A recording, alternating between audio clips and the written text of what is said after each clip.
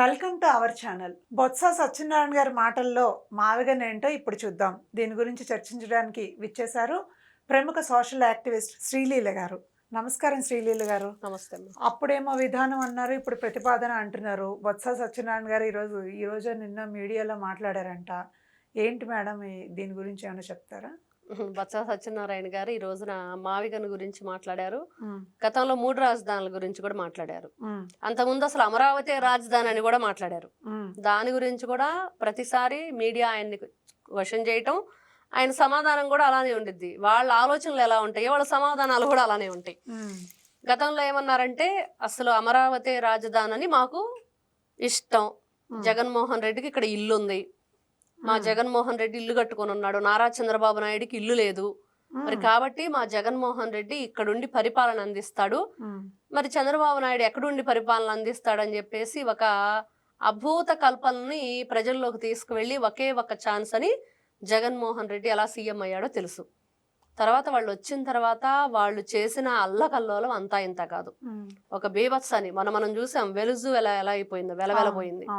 అదే విధంగా ఆంధ్ర రాష్ట్రాన్ని ఎటువంటి ప్రకృతి విపత్తు రాకుండానే వైఎస్ఆర్సీపీ పార్టీ అనే ఒక విపత్తు రాష్ట్రాన్ని అతలాకుతలం చేసేసింది. మానసికంగా కూడా వాళ్ళు చేస్తున్నారు అన్ని విధాలుగా. ఎక్కడా కూడా అసలు మనం ఒక సునామీనో లేకపోతే ఒక భూకంపమో ఇంకొక వరదలో ఏదన్నా వస్తే ఎలా ఇద్దో రాష్ట్ర వ్యాప్తంగా, ఏదో ఒక ప్రాంతానికి కాదు, ఒక రాష్ట్రాన్నే అతలాకుతలం చేసింది వైఎస్ఆర్సీపీ పార్టీ. అంత దారుణమైన చర్చ అనమాట వాళ్ళు చేసింది.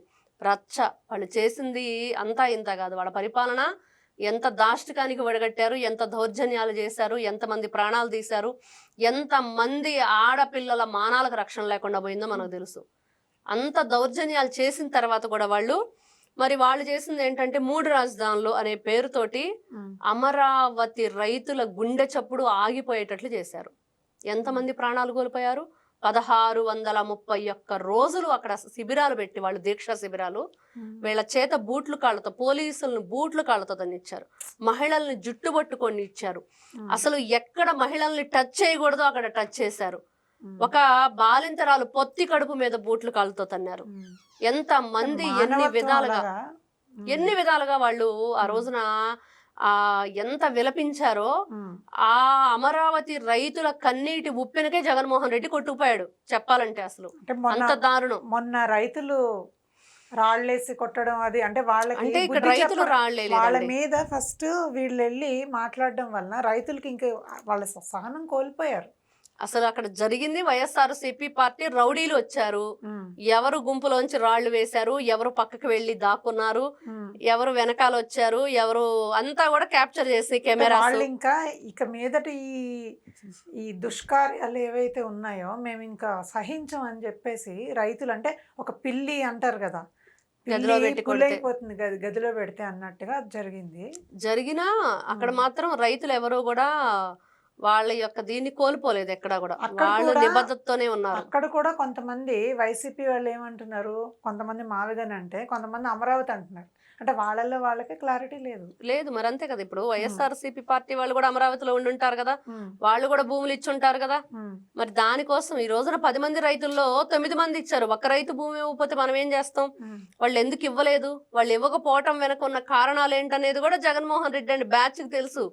ఇవన్నీ తెలిసి వీళ్ళు ఆడిస్తున్నారు. కాబట్టి బొత్స సత్యనారాయణ అనే వ్యక్తి మాట్లాడే మాటలు, గతంలో మీరు 3 రాజధానులు అన్నారు, అసలు ఫస్ట్ అమరావతి ఇష్టం అన్నారు అంటే అప్పుడు పరిస్థితి దానికి అలా మాట్లాడాం, ఇప్పుడు ఇలా మాట్లాడుతున్నాం. మరి ఇప్పుడు మావిగన్ ఎందుకు అన్నారంటే ఆ ప్రతిపాదన అంటాడు, ఇంకొకటి అంటాడు, రకరకాలుగా విధానం అంటాడు. అంటే మీ విధానాలు, మీ విధులు మీకు అసలు ఏమీ తెలియవు. మీరు విధి నిర్వహణ ఎప్పుడు సరిగ్గా చేయలేదు, నిధులను దోచుకోవటం మాత్రం బాగా చేశారు. మీరు ఏం మాట్లాడుతున్నారు అనేది, ఎందుకు మాట్లాడుతున్నారు అనేది ఒక ఎమ్మెల్సీగా ఉన్న బొత్స సత్యనారాయణ గారు ఈ రోజున ఆంధ్ర రాష్ట్రంలో ఆయన ఒక సీఎం హోదాకి వెళ్ళవలసిన మనిషి గతంలో ఒకనొక టైంలో. మరి అలాంటి పలుకుబడి ఉండి గౌరవ స్థాయిలో ఉన్న వ్యక్తిగా, సీనియర్ మోస్ట్ పొలిటికల్ ఆయన అంత ఇదిగా ఉండి మరి ఏంటి దానివల్ల ఉపయోగం ఏంటి చెప్పండి.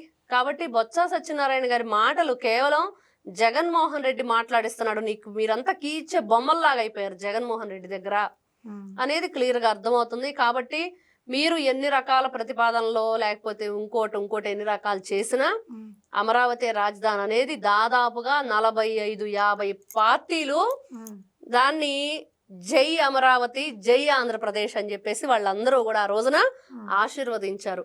మీరంతా కూడా హ్యాపీగా ఉండండి, మీ అమరావతిని అభివృద్ధి చేసుకోండి అని చెప్పి చట్టసభల్లో దానికి ఒక గౌరవాన్ని ఇచ్చారు. దాన్ని ఎవరు తిరగరాయలేరు. ప్రజలు వద్దంటున్నా కూడా ఇప్పుడు కూడా ఇంకా మావిగన్ అని మాట్లాడడం అంటే అందులో అసలు ఏముంది, అదేదో సామెత చెప్పినట్లుగా అసలే అది కోతి, ఆ కోతి కళ్ళు దాగింది, దెయ్యం పట్టింది, నిప్పులు దొక్కింది అన్నట్లుగా ఉంది ఈ రోజున వైఎస్ఆర్సీపీ పార్టీ వాళ్ళ పరిస్థితి. అసలే వాళ్ళ మనసులు మంచివి కాదు. దానికి తోడు ఈ రోజున అమరావతి అభివృద్ధి కానివ్వండి, ఆంధ్రప్రదేశ్ అభివృద్ధి కానివ్వండి, వస్తున్న కంపెనీలు కానివ్వండి, అన్ని రాష్ట్రంలో ఒక ప్రాంతం కాదు, అటు ఉత్తరాంధ్ర, ఇటు కోస్తా, రాయలసీమ, అన్ని చుట్టుపక్కల ఉన్న అన్ని ప్రాంతాలను కూడా మంచిగా అభివృద్ధి పదం వైపు నడిపిస్తూ, ఒకవైపు స్టీల్ ప్లాంట్ అంటున్నారు, రాయల్ ఎన్ఫీల్డ్ అంటున్నారు, కియా అంటున్నారు, ఇంకొక వైపు చూస్తే జొన్నగిరి బంగారు గని అంటున్నారు, మళ్ళీ కొత్తగా ఇంకెక్కడో బంగారు గని కనిపెట్టారంటున్నారు. ఇట్లాగా రకరకాలన్నమాట. ఇవన్నీ చూస్తూ ఉంటే నిజంగా వాళ్ళు కళ్ళు దాగిన కోతుల్లాగా తయారయ్యారు. మీరు అన్నట్టుగా కోతికి కొబ్బరికాయ దొరుకుతుంది, దానికి ఏం చేయాలో తెలియదు అంటారు. కానీ రాష్ట్రం అనుకున్నారా, ప్రజలు అనుకున్నారా, ఏమనుకుంటున్నారు వాళ్ళు? దాని ఇష్టానుసారంగా వాళ్ళు అంటే ఇక్కడ వాళ్ళకి కావాల్సింది దోచుకోవటం, దాచుకోవటం, పంచుకోవటం. అది 5 సంవత్సరాలు చేశారు. ఇప్పుడు దోచుకోవటానికి ఏ విధంగా దోచుకోవాలనేది కుదరట్లేదు. కాబట్టి ఈ విధమైన ఆలోచన. కాబట్టి ఇట్లాంటి వ్యక్తులకి ఎలాంటి సమాధానం చెప్పాలనేది ప్రజలకు బాగా తెలుసు. కాబట్టి బొత్స సత్యనారాయణ, లేకపోతే ఒక హమ్మటి రాంబాబా, లేకపోతే పేర్ని నానినా, ఎవరు మాట్లాడినా కూడా ప్రజలు చక్కని సమాధానం చెప్తారు. కాబట్టి వాళ్ళు అసలు రూపాలు ఇంకా బయట పెట్టాలంటే భయపడి ఆగిపోతున్నారు పాపం. ఏది చేస్తే ప్రజలు ఏ విధంగా తిరుగుబాటుతనం వచ్చింది అనేది కూడా వాళ్ళకి తెలుసు. కాబట్టి జగన్మోహన్ రెడ్డి దగ్గర చెడ్డ పేరు తెచ్చుకోకుండా ఉండటం కోసం వాళ్ళు చాలా కష్టాలు పడుతున్నారు అనేది మాత్రం క్లియర్గా అర్థమవుతుంది.